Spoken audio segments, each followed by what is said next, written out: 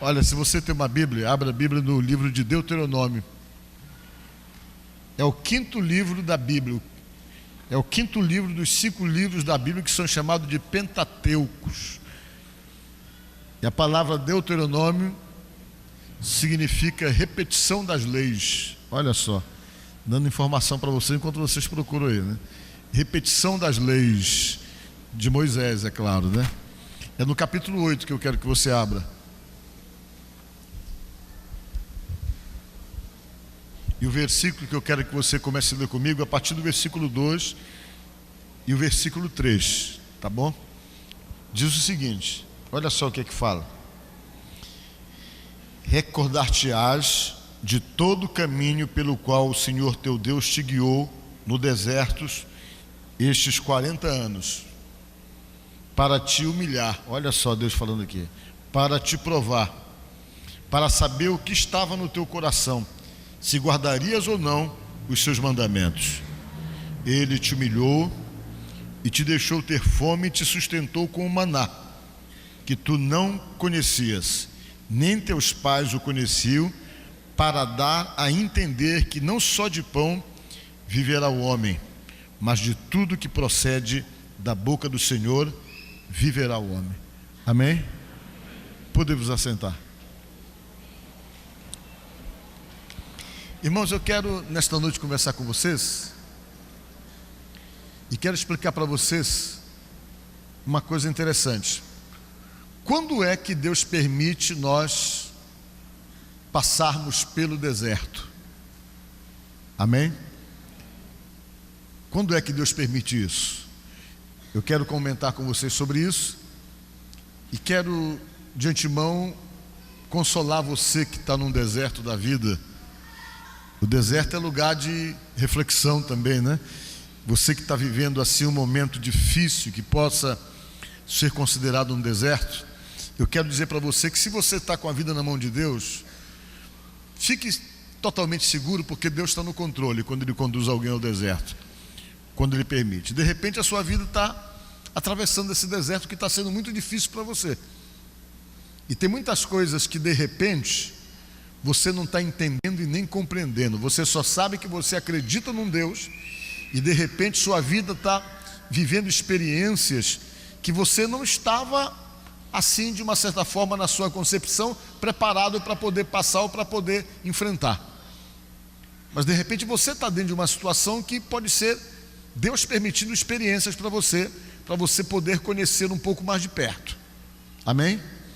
E eu quero nesta noite pregar para vocês, e eu espero que a minha pregação, que o Espírito Santo possa consolar pessoas que estejam aqui vivendo situações difíceis em suas vidas. Amém? A Bíblia diz que Deus, um dia, tirou o seu povo de uma situação de escravidão extrema. Eles eram escravos lá no Egito, e Deus então organizou uma libertação e um êxodo, que é tirá-los do lugar onde eles estavam. E Deus levantou um homem para poder fazer isso, que vocês sabem muito bem, que eu não quero entrar em detalhes, que foi um homem chamado Moisés.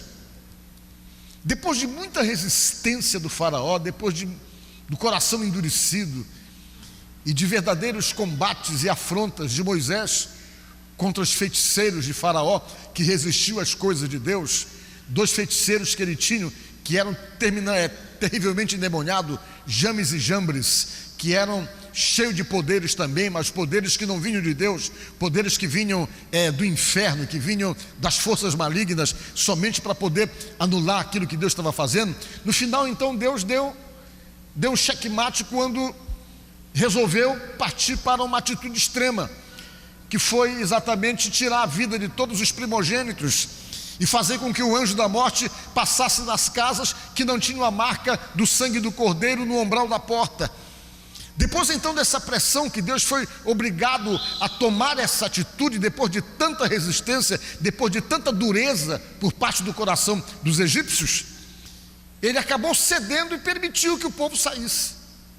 E o povo saiu. Só que Deus tinha um projeto de tirá-los dali do Egito e levá-los imediatamente para a terra prometida. Essa era a vontade de Deus. O plano de Deus era tirá-los de uma situação de escravidão e levá-lo para uma situação onde eles pudessem então se sentirem livres totalmente e beneficiados pelas bênçãos de Deus. Só que a coisa não aconteceu como Deus programou. Por quê? Porque como Deus deu o livre-arbítrio aos homens, Deus respeita as decisões que nós tomamos, Deus respeita as nossas escolhas, e geralmente todos os nossos problemas, todas as nossas dificuldades estão diretamente ligadas às nossas escolhas. As escolhas que nós fazemos sem pensar, as decisões que tomamos sem refletir, as precipitações que nos levam a determinadas escolhas para as nossas vidas, que nos causam dores, posicionamentos tomados por precipitação, atitudes tomadas simplesmente influenciadas pela nossa precipitação, e sempre que nós fazemos isso, nós temos consequências. Eu tenho certeza que muitos de vocês que estão aqui já fizeram algum dia na vida uma escolha errada, já foram precipitados em alguma decisão das vossas vidas, que se você pudesse voltar atrás, você não tomaria a mesma atitude, você corrigiria com certeza. De repente, alguma atitude tomada sobre precipitação, que depois você sentiu que deu errado, que gerou sofrimento, que fez você chorar, mas que de alguma forma trouxe experiência para você, para que você pudesse entender melhor essas questões ligadas com as escolhas da sua vida.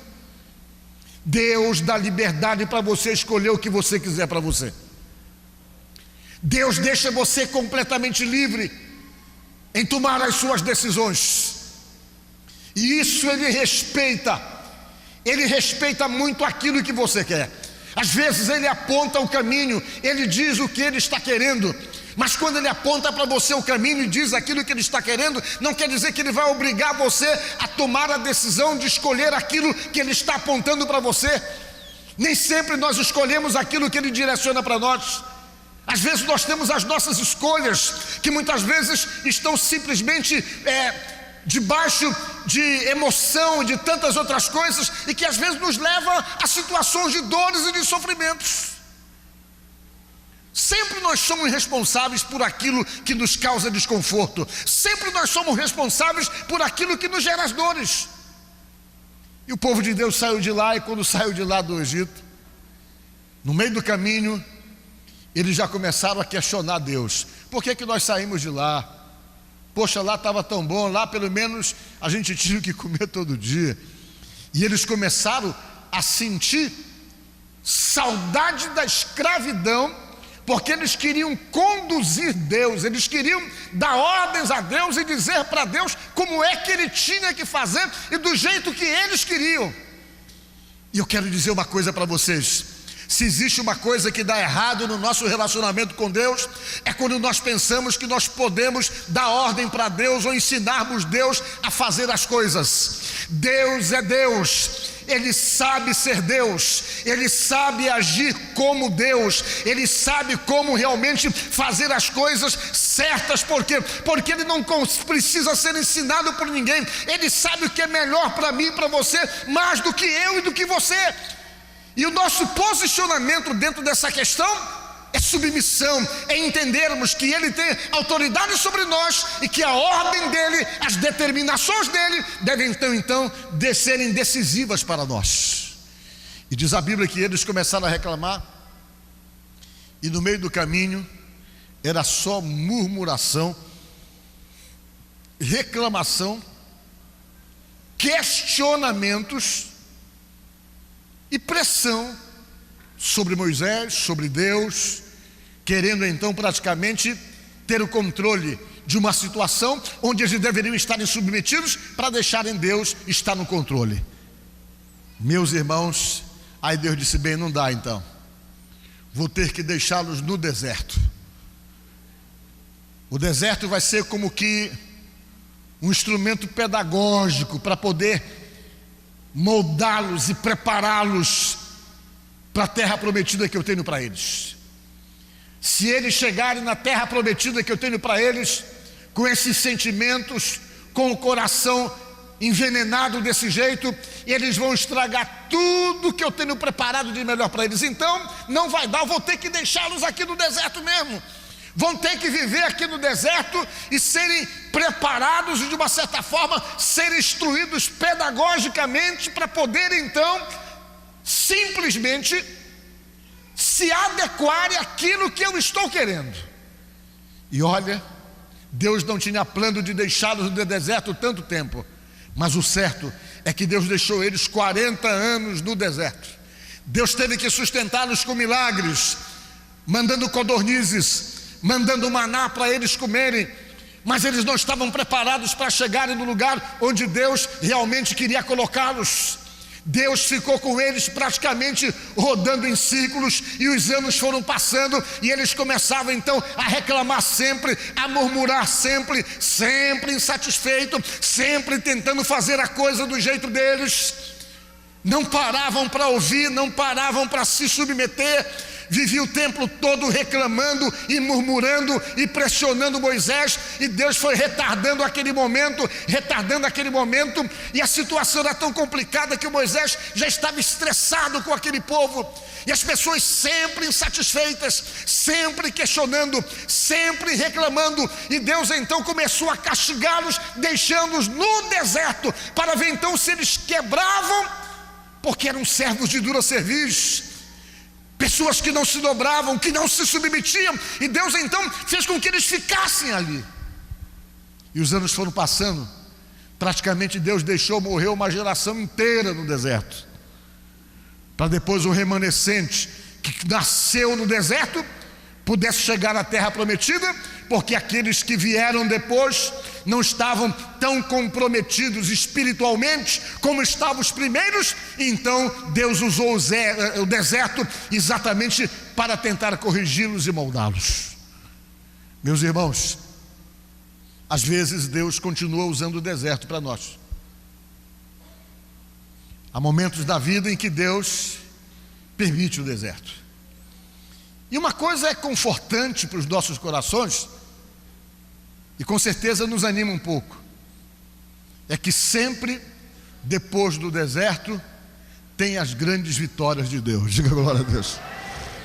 Sempre depois do deserto, se você conseguir ou permitir que o seu deserto seja um instrumento pedagógico de Deus para poder preparar você, para poder equilibrar você, saiba então que lá na frente você vai experimentar as coisas maiores que Deus tem para a sua vida. E saiba que se Deus de alguma forma permitiu um deserto para você, pode parecer contraditório, mas se Ele permitiu um deserto para você, é porque Ele te ama, é porque Ele não quer que você continue do jeito em que você está, é porque Ele precisa moldar você e preparar você para grandes bênçãos, e para isso o deserto é necessário. Diga glória a Deus. Quando é que entramos no deserto, irmãos? É quando há em nós todo esse tipo de comportamentos e de atitudes que ferem os princípios estabelecidos por Deus. Às vezes, Deus precisa nos dar uma apertada e nos colocar no deserto. Porque quando não estamos no deserto, às vezes somos muito indiferentes com respeito às coisas de Deus. Quando não estamos no deserto, às vezes, na maioria das vezes, Deus não é prioridade em nossas vidas. Nesse caso aqui, do povo de Deus, eles não priorizavam Deus. Deus estava operando milagre na vida deles, mas a prioridade deles nunca foi Deus. Deus ficava renegado a um segundo, a um terceiro plano, porque o interesse deles era somente resolver o problema pessoal. Eles achavam que a vida com Deus consistia em comer, em resolver o problema deles. Deus teve que dizer a eles: olha, eu quero dizer para vocês que não é só de pão que o homem vive, não. O ser humano não vive só das coisas aparentes, o ser humano não vive só daquilo que é perceptível, o ser humano não vive só das coisas materiais, não, disse Deus. O ser humano vive também da palavra, da ordem dada, do direcionamento dado por Deus, que quando nós obedecemos é alimento para a nossa alma, para o nosso espírito, muda a nossa história e determina tempo novo em nossa vida. Mas às vezes nós estamos tão focados em outras coisas, toda a nossa vida, todas as nossas preocupações estão voltadas para outros interesses, e esses interesses que às vezes predominam a nossa vida e que estão numa escala de prioridade em nossas vidas, são altamente relevantes para nós, a ponto então de coisas de Deus, coisas relacionadas a Deus, coisas relacionadas com o envolvimento com Deus, tornam-se totalmente secundárias, num segundo plano, num projeto para depois, e às vezes Deus não está querendo isso. O que você tem priorizado demais na sua vida? O que você tem achado que é por demais importante? Saiba que tudo aquilo que você acha que é importante, com certeza deve ser importante, mas nada pode superar a importância de Deus na sua vida. Diga glória a Deus. Dentro da visão de Deus, para Ele é inegociável, não dá para negociar essa questão da priorização de Deus em nossa própria vida. Ele tem que ser priorizado, e sempre que Ele não está sendo priorizado, que outras coisas passam a tomar lugar em nossas vidas e passam a ser mais relevantes, geralmente Ele tem que usar o instrumento pedagógico chamado deserto para poder começar a nos ensinar e para tentar nos colocar numa direção onde Ele possa realmente confirmar promessas que Ele tem, mas que não vão se confirmar se você não estiver adequado para poder recebê-las.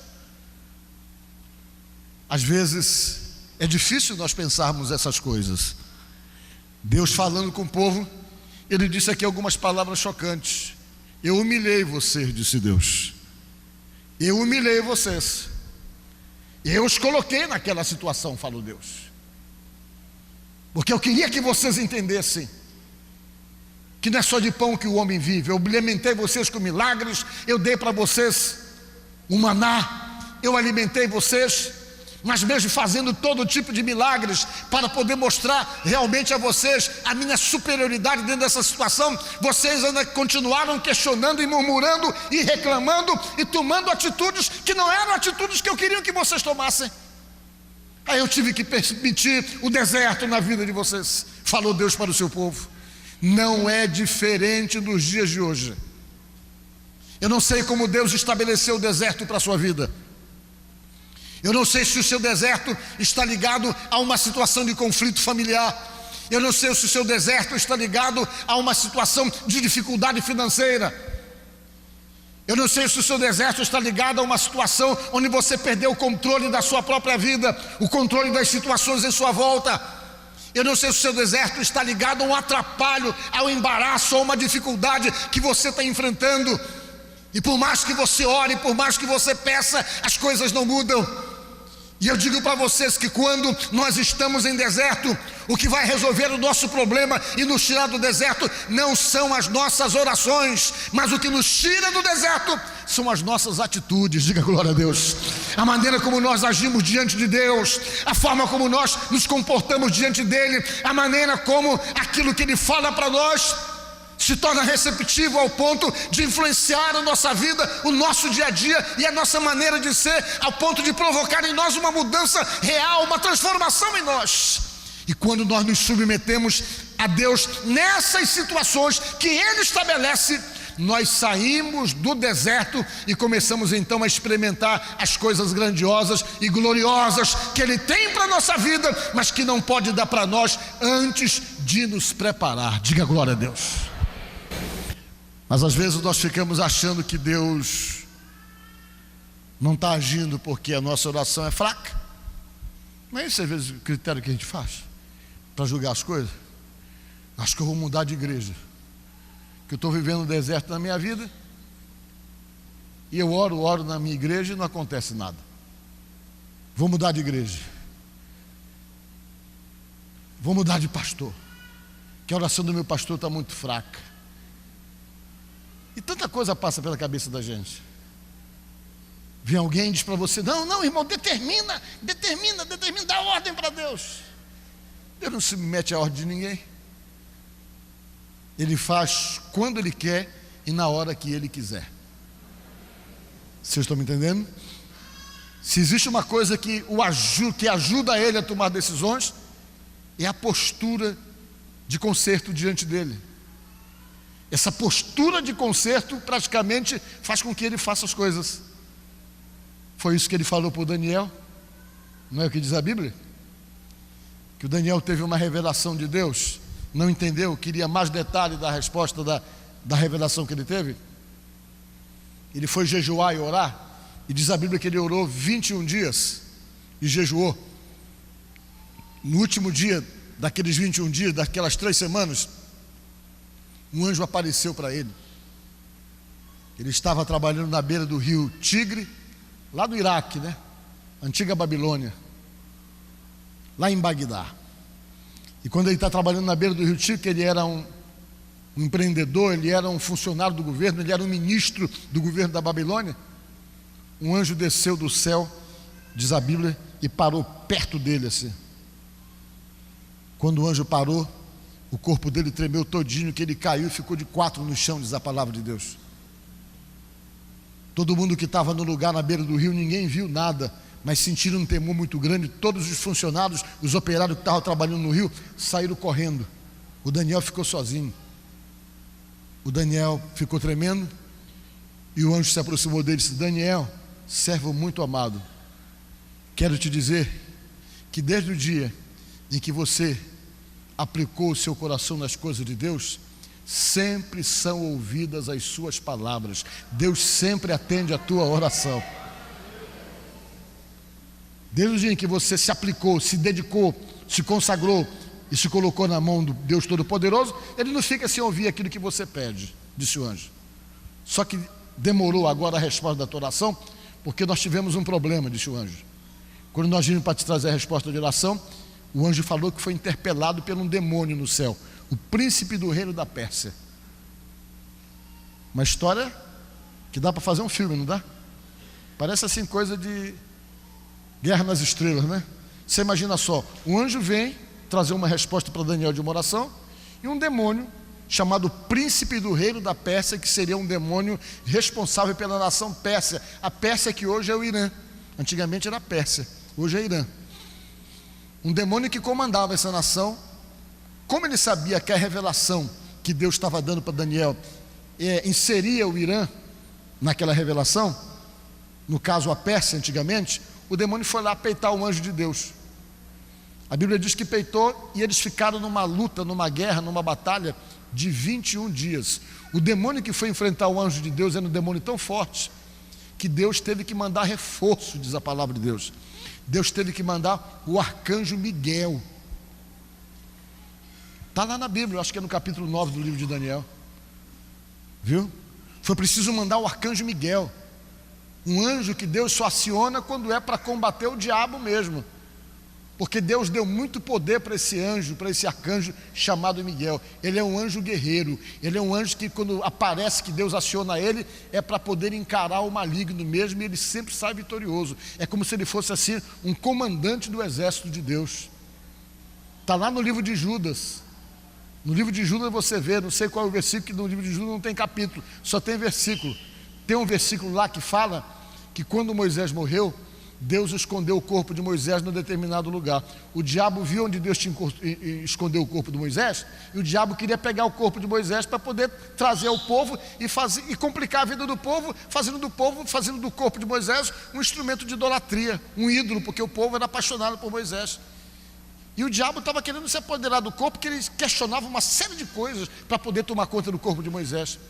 A Bíblia diz que Deus disse: Miguel, vai lá e repreende o diabo, não deixa ele fazer aquilo que ele quer fazer, diz lá na palavra de Deus. E a Bíblia diz que o Miguel chegou lá no lugar onde Satanás estava querendo se apoderar do corpo de Moisés, que já era morto, e disse para o diabo assim: o Senhor te repreenda, Satanás.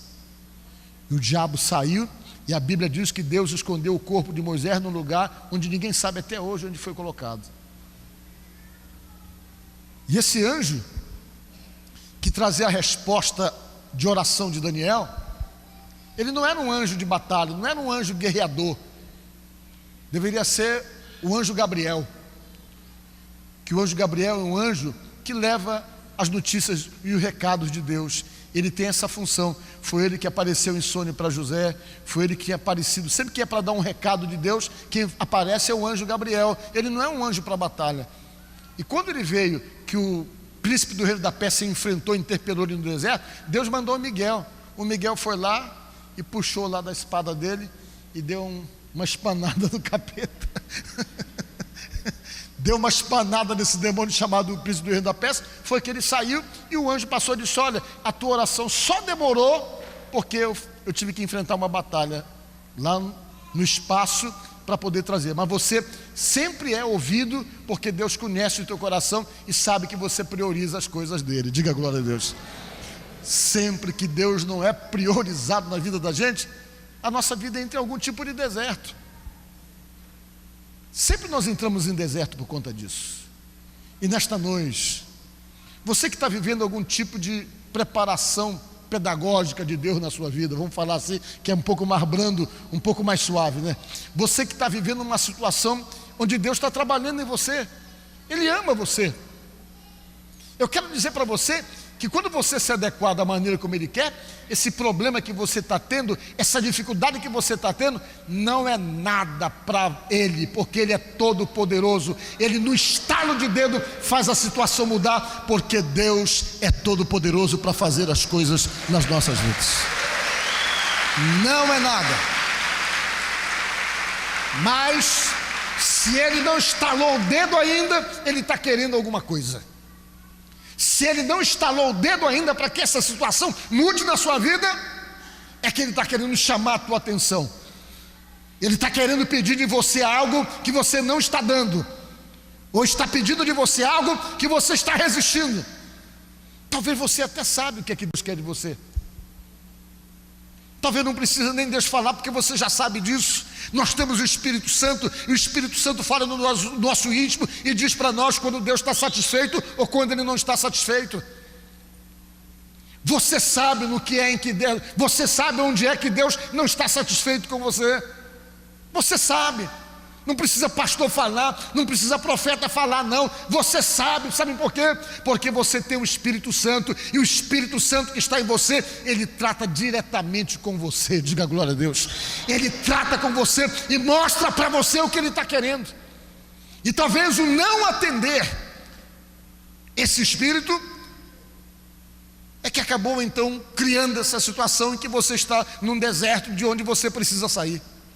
Mas nesta noite, que você possa pegar a noite de hoje como uma noite de conserto, uma noite de acerto com Deus, uma noite que você possa dizer: meu Deus, eu sei que eu estou no deserto, que de repente eu entrei nesse deserto por culpa minha, por situações que eu não vigiei, por escolhas erradas que eu fiz, por opções que não deveria tomar, e por tantas outras coisas, que de repente você possa estar dentro desse deserto. Mas diga: Deus, eu quero me acertar contigo, eu quero conserto, me submeter a ti e te priorizar em minha vida. Deus vai dizer: pois é, faça isso, que eu tiro você do deserto, coloco você no oásis e vou mostrar a minha grandeza na tua vida e aquilo que eu sou capaz de fazer.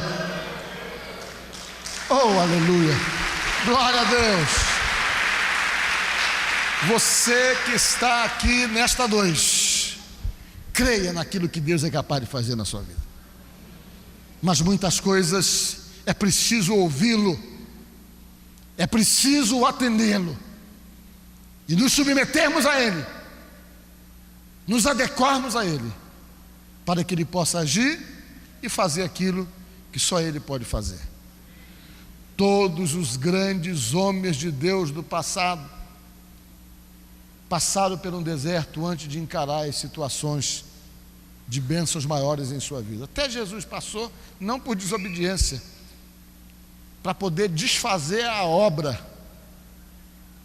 do Adão, para desfazer a obra do Adão, que foi derrotado pela serpente, pelo diabo lá do Jardim do Éden. Jesus teve que submeter ao deserto para enfrentar o diabo e derrotar o diabo e zerar aquela derrota que havia acontecido lá no Jardim do Éden. Aí depois dali ele começou o ministério dele.